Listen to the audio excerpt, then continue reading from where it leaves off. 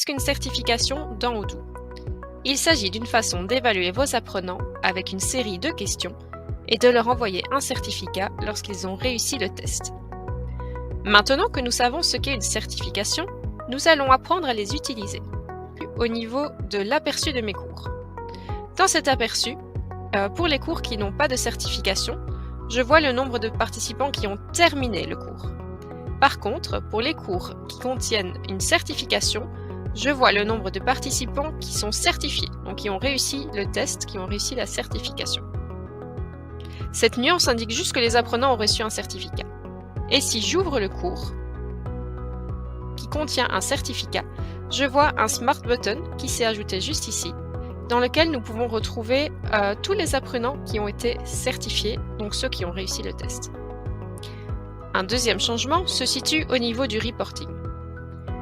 Lorsque vous allez dans l'analyse des contenus, par exemple, et que vous cliquez sur mesure, vous pouvez désormais filtrer sur le nombre de certifications.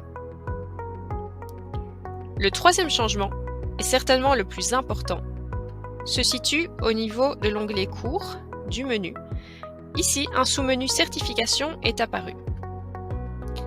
Si l'on clique dessus, on retrouve toutes les certifications qui ont été créées, avec des données essentielles, comme par exemple la personne responsable de la certification, la date, le nombre de questions que contient la certification, la durée moyenne, le nombre d'inscrits, le nombre de participants qui ont terminé la certification, le nombre de cours liés, etc.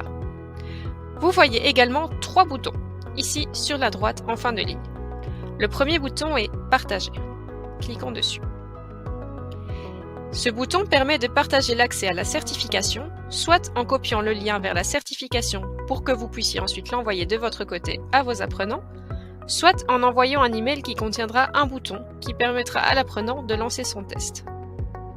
Donc ici, vous cliquez sur copier si vous souhaitez juste copier le lien et l'envoyer de votre côté à vos apprenants. Par contre, ici, vous pouvez juste envoyer l'email qui arrivera chez vos apprenants. Cet email, vous pouvez le personnaliser de plusieurs façons. Tout d'abord, vous pouvez ajouter des destinataires, juste ici. Ensuite, vous pouvez modifier le sujet du mail, le corps de l'email, ajouter des pièces jointes ici, si vous le souhaitez. Vous pouvez également indiquer un délai de réponse. Et vous pouvez aussi sélectionner le modèle d'email de votre choix pour inviter les utilisateurs à passer la certification. Si vous cliquez sur le lien interne, vous serez amené vers le modèle d'email que vous avez sélectionné.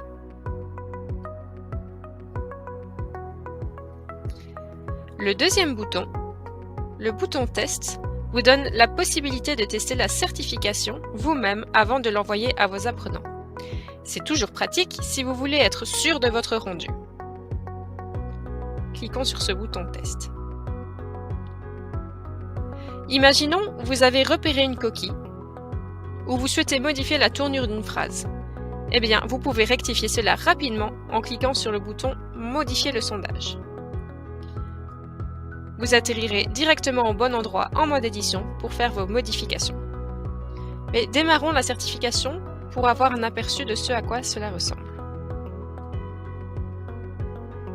Vous avez ici les questions que vous avez déterminées.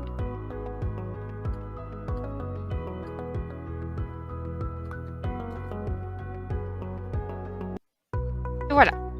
Comme ça, vous voyez vraiment de A à Z ce par quoi vos apprenants vont passer en passant cette certification. Maintenant, il y avait encore un troisième bouton qui était lié aux certifications.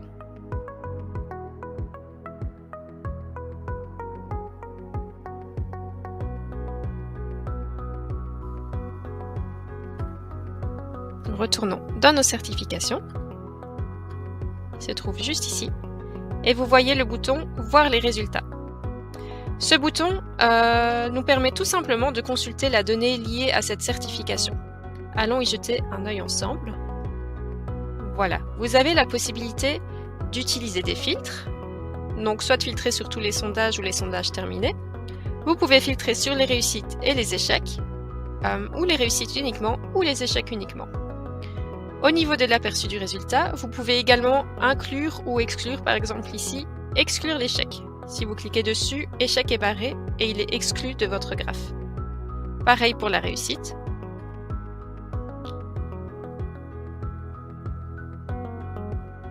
Vous pouvez également afficher les résultats sous forme de graphique ou de données. Ici, vous avez votre graphique en camembert par exemple, et si je clique sur données, je vais voir mes données qui s'affichent plutôt sous forme de tableau.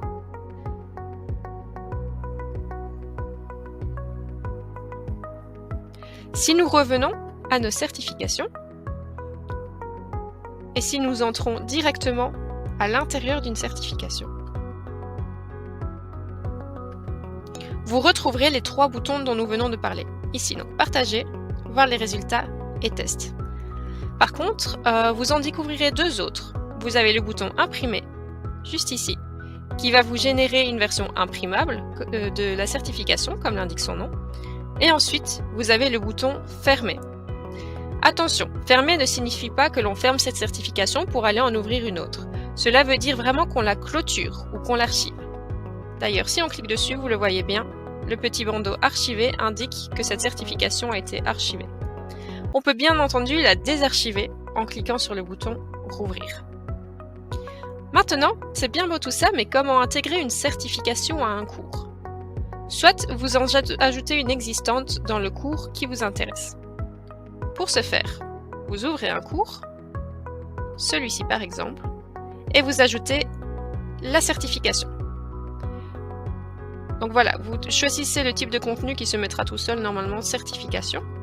Et dans certification, vous pouvez ajouter la certification que vous souhaitez ajouter dans votre cours.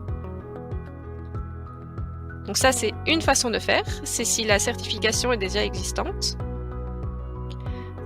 Mais vous pouvez également en créer une depuis l'onglet Cours, Certification, et vous cliquez sur le bouton Nouveau. Vous devrez ensuite aller dans le cours qui vous intéresse et l'ajouter comme nous venons de le voir ensemble. Et voilà, les certifications n'ont désormais plus de secret pour vous,